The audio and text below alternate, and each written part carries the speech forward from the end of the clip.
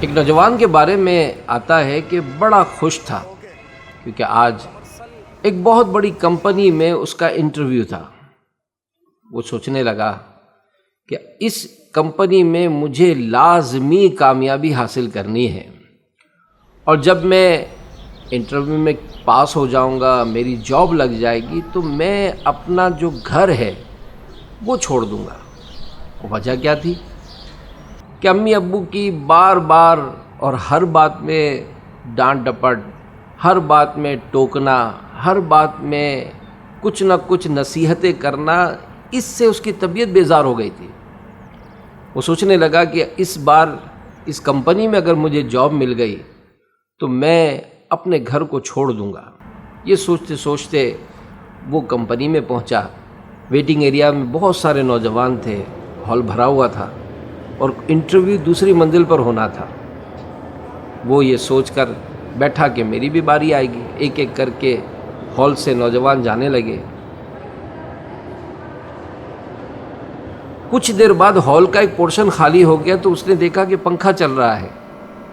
فوراً ابو یاد آ گئے کیونکہ پنکھا ایسے ہی چل رہا تھا۔ وہ اٹھا اور اس نے پنکھا بند کر دیا۔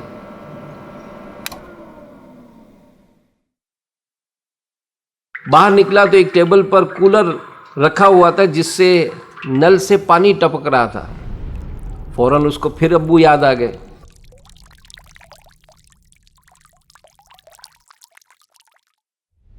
اس نے نل کو بھی ٹائٹ کیا۔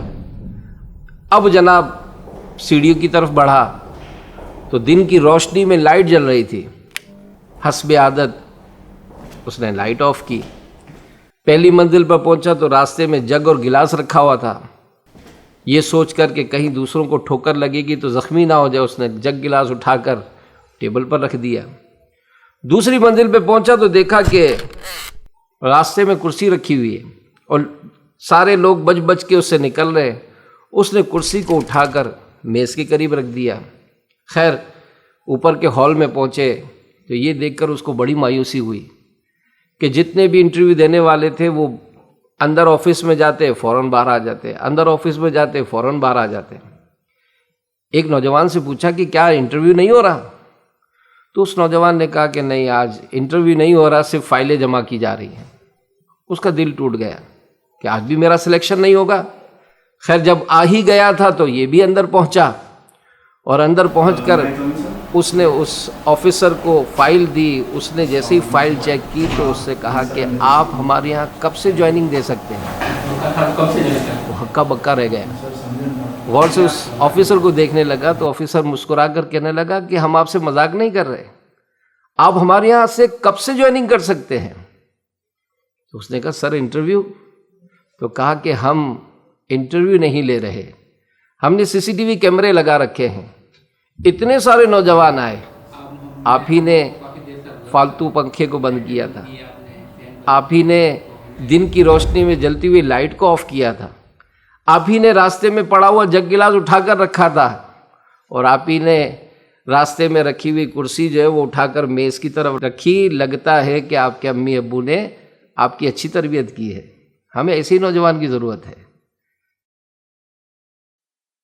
سوشل میڈیا کے ناظرین، یہ بھی زندگی کا ایک انداز ہے کہ ایک شخص تو خود سوچتا ہے کہ میں کسی کے نہ مانوں، اور ایک وہ شخص جو اپنے خاندان میں اپنے بڑوں سے اور اپنے اساتذہ کی دی ہوئی تربیت کو اپنی زندگی کا حصہ بناتا ہے۔ وہ زندگی کے کئی مراحل میں، بلکہ اگر یوں کہا جائے کہ ہر مرحلے میں کامیابی حاصل کرتا ہے، کیونکہ اس نے اچھے لوگوں سے اچھی تربیت حاصل کی ہے اور اس اچھی تربیت کو اپنی زندگی کا حصہ بنایا ہے۔ آپ بھی آگے بڑھیے، اچھے لوگوں سے اچھی باتیں سیکھیے اور ان اچھی باتوں کو اپنی زندگی کا حصہ بنائیے۔ انشاءاللہ دنیا اور آخرت میں بے شمار برکتیں نصیب ہوں گی۔